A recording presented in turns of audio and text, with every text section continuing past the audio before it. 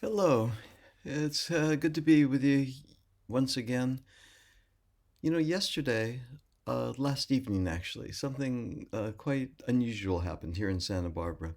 We had our first concert in the park picnic. Okay, so now that's unusual. So here in Santa Barbara, there's a place, Allings Park. It's up in the foothills. Beautiful space, big, overlooks the ocean. Lots of things for kids and for families, baseball diamonds, the whole thing, right? Sports and dance and recreation and all kinds of activities. And so for the first time, what they decided was look, let's put together a concert in the park. Well, when I say first time, at least the first time I attended, I think it's been going two or three times now. And it was unexpected. It really was, because part of what happens is that I imagined, because I go to Burning Man each year, I was imagining a big, big event. And also, we have a beautiful venue that's called the Santa Barbara Bowl, which is extraordinary. And, thousands of people, let alone in LA where I grew up, the Hollywood Bowl. So it was not like that. It was an outdoor place. There was an amphitheater kite type facility. In other words, just natural with the mountain background and the field below. I was there with a friend, and that's what I want to talk with you about. And his name is Robbie Bosnack. Some of you, I'm sure, know him. He's been very involved with working with Dream for decades, right? In fact, at some point, I'm going to host him. We're going to have a conversation. I'll put it on online, and you'll be able to witness that. And we've been talking about dream and dream work. He also comes from the post Jungian, Hillmanian, that whole world of imagining into dream. His particular emphasis is on embodied dream work, where I work with living images that are embodied from the beginning. He too has a sense of the somatic actualities alive in dreams. So we're talking, getting to the story, we're talking.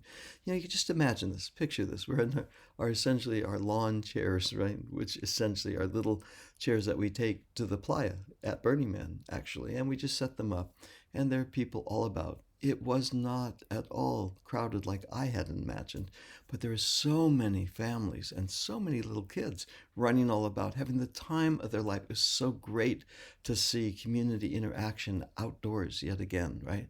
It was just uplifting. It was a sense of, yes, welcome back. We're interactive, we're engaged, we're socially connected, we are community. And then he turned to me and he said, I'm feeling something inside. I said, yeah, I know. I'm feeling it too, right? What we were both experiencing at that moment was the sense of the value and the depth and the beauty of communitas, while at the same time experiencing what else is happening in the world. I mean, it was a wave that came over. Both of us were feeling a sense of alive, beauty, joy, love, and to hurt. And there was that wave of despair and grief. Do we talk about that enough? Do we talk about the depth of grief that we're all participating in here and now? Yeah, we do. Do we offer rituals of grief so we can actually express what's going on? Oh, not individually. I mean in community. Hmm? Probably not as much as we could. Then our conversation continued, and I was talking about this notion of not only thriving, but also the importance of surviving. And I think in the world of today, I'm looking at all these kids, I'm noticing my station in life at the moment and thinking of my children and their children and thinking about, what is it that we can offer? What can I offer as part of the dream tending community? What is it that I can offer that would be of some value? Like so many of us are needing to go inside and perhaps, get in touch with the capacity, the offering that's possible. And it occurred to me, what these kids are going to be needing, just watching them, so many little ones, from like 3 months, infants, held by their moms, their dads present, playing with all these little ones, 2 years old, 3 years old, 6 years old, all running about. You can picture it, right? With the bubbles going and lights going, and they're, little hills, so they're all tumbling down the hill. You can see it. And going in and out of all the people sitting and listening to the concert. The concert was great. It was a reggae concert, a collection of 3 bands that came to Santa Barbara. So it was really just, enjoyable, engaging fun. That's when the wave came through. The wave of, yes, this is wonderful, and too, underneath, right underneath, with what's going on in the world, sadness as well. What is it that will spark the generative, the creative impulse, the innovative necessity that's being asked for in the world of today, so that these kids have the opportunity to grow up and thrive in their way? And now the difference that is the difference, I think, because we could say this in every generation, going back hundreds, if not thousands of years, the difference that is the difference is this extraordinary reality of what it means in relation to climate change and the catastrophic consequence that's impending, right? That is impending. So to dwell there, no, that's not going to allow us to really experience the zest in life, the coming out, the optimism, the abundance, the beauty of what's part of our human and planetary experience. No, if we dwell there, that's going to be diminished. Yet, in order to thrive, it seems to me we're going to need to evolve the skills and the tools to survive. Yeah? To survive in a generative way, not in a reactive way, not in a clinched way, not in a possessed way, right? To be able to survive in a way where the seeds of the next possibility have the opportunity to germinate, to grow roots down, to come forward, and to open, offering new ideas, new possibilities, right? Offering us as a community to create and innovate and come together and evolve what's being asked of us, not only by in our own experience, although that's paramount, necessary, what's being asked of us by our community and by the creatures and the landscapes that support who we are and how we're becoming, right? What is the planet asking of us now? What are the creatures asking? What are the oceans? What are the mountains? What are the deserts? What are the cityscapes asking of us now? Yes? And two, in community, what is he being asked from each of us? Well, my friends, I think I know from my life experience, part of the answer to those questions live in the images of imagination and dream. They do. The place that I hear, that I help so many others listen into, the places in community when we gather, the places that we hear the voices of the world psyche, the pull of the future, is through the images of dream and imagination. Mm-hmm.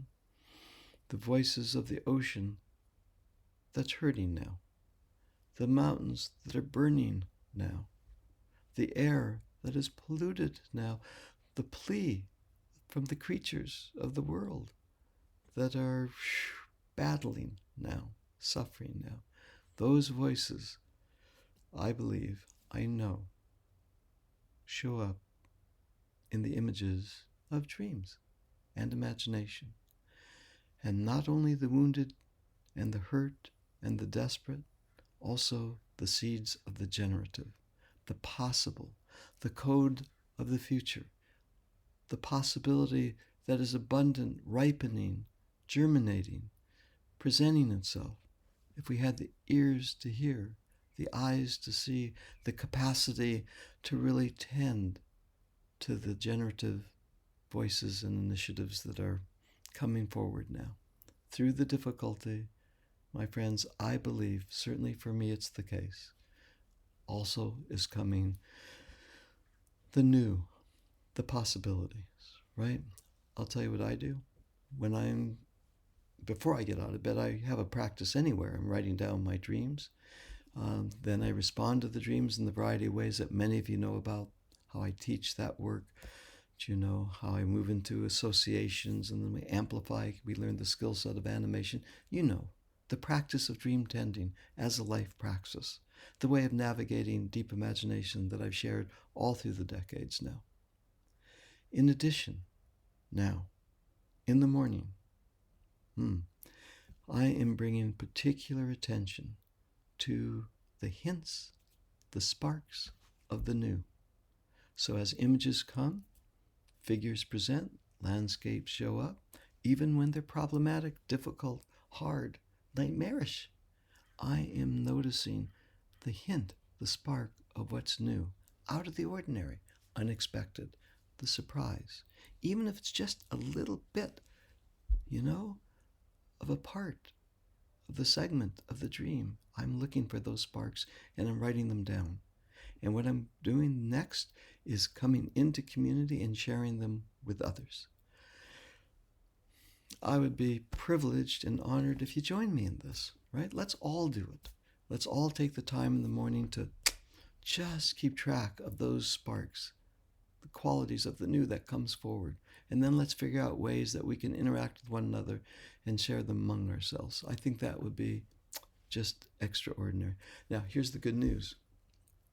Burning Man, like so many other big events, that's canceled. I mean, that's postponed. It was postponed last year. It's going to be postponed this year. It comes up in late August, early September. No.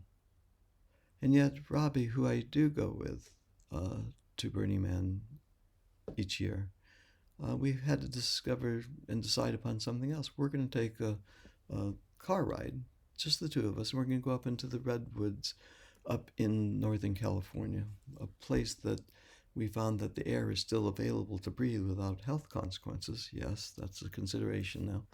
And we're going to spend some days there and really just move into a quality of contemplation and wonder and listen to the trees, the elder trees in the landscape speak on behalf of themselves, right?